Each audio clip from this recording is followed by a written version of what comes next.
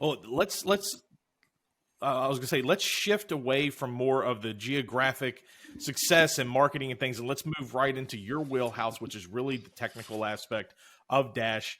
So one of the things we touched on a little bit earlier was the Masternode system that layers on top of the Dash blockchain, and maybe layer on top is not the best way to, so you can explain exactly kind of how that works. But can you give us an idea of what does it take in order to have a masternode?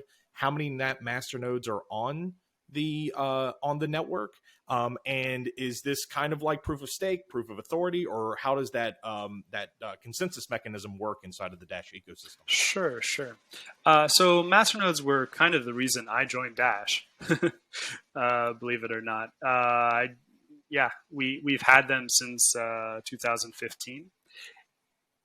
At the very beginning, we didn't talk of them as proof of stake, and the reason why we didn't talk about as them of proof of stake is because it worked very, very different from other proof of stake systems that existed at the time. And probably nobody in the audience will even remember. Does anybody here remember what the first proof of stake coin was? No, maybe help us. No. It was Peercoin. It was Peercoin. Yeah, it doesn't exist anymore. But the point is that we did not call it proof of stake at the beginning because we didn't. First, our masternodes were not doing what we're not actually creating blocks. So because they were not creating blocks, it's not really proof of stake. They were just mixing actually for our coin join feature. That was the first thing that we had on the Masternode network. So it allowed for a certain degree of anonymity, and is why Dash sometimes is still referred to as a privacy coin. We kind of moved away from the privacy part because the other features that were available with the use of the Masternode network were far more interesting. I'll kind of touch on them really quickly. First one that we did was instant send locks. So basically all of our transactions on the network are confirmed by our proof of stake system. So we kind of have the best of both worlds. And then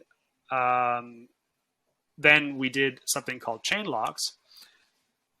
Some people might be aware, a lot of the proof of work blockchains, or pretty much all of them, are subject to 50% attacks and 50% mining attacks. And this happens when one party has too much hashing power, or one or multiple parties, and they secretly, well, there's actually multiple types of 50% attacks, but one of them is that they secretly mine blocks. And then they release all these blocks at the same time, and they basically change the active chain to a different chain. So all the transactions that happened on one chain get basically reversed.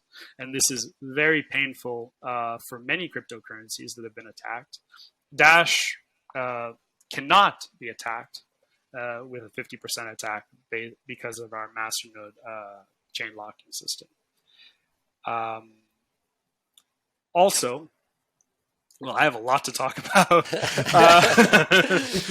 But yeah, so back in the early days, we had our Masternode system, which was normal keys, right? So, but then in 2018, we started using threshold aggregated signatures, and this allowed insane scalability compared to many other projects. In fact, I believe that the only projects that are in use that have threshold cryptography in active use, I think, are us and ICP, Internet Computer, by Dfinity.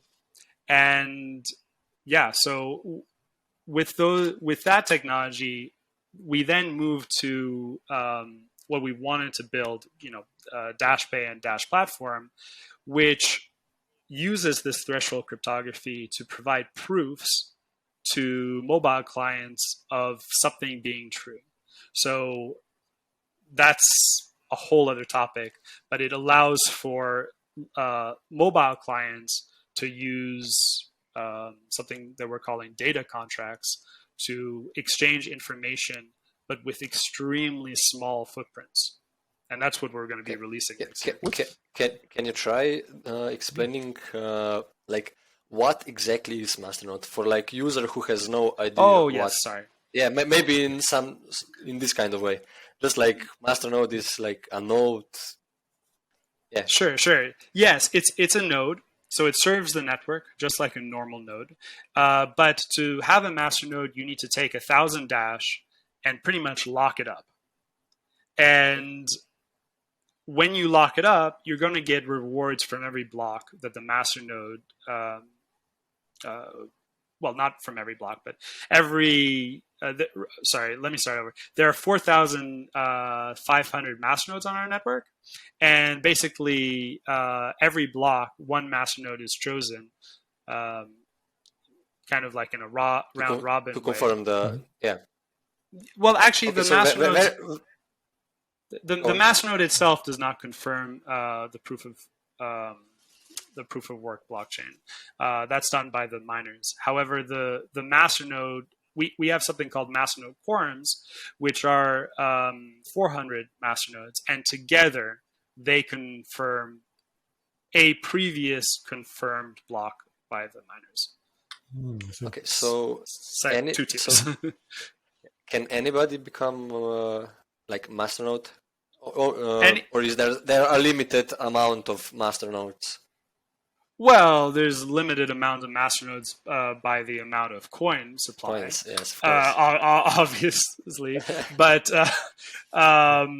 yeah, anybody can buy 1,000 dash if they have enough capital to do so, and then they can run a masternode.